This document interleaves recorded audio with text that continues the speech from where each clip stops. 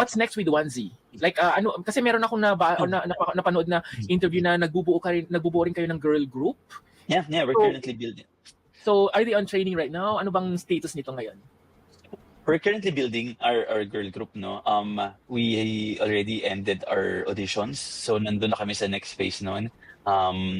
Since tumabay kasi sa tour, medyo we're trying to balance everything. Pero we're preparing. So abangan din nila yan for Onesie. Pero meron na yung members ng group na yon.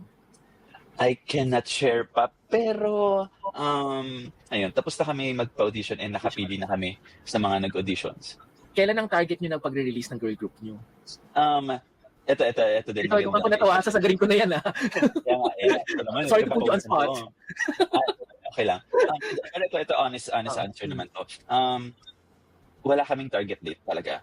It's whenever they're ready. Kasi ayaw namin silang madaliin. Ayaw namin na ilabas or tapusin ang project just to hit our timeline. No? Yes, meron kaming internal timelines for that, pero we don't want na maglabas lang ng just for the sake na meron lang girl group. So whenever they're ready, if alam na namin na they're fit, they're well trained na, that's the time. So parang ayaw mo ng half-bake, ayaw niyo ng half-bake na mga performance. Ayaw ng boys, yes, ayaw ng SB yan.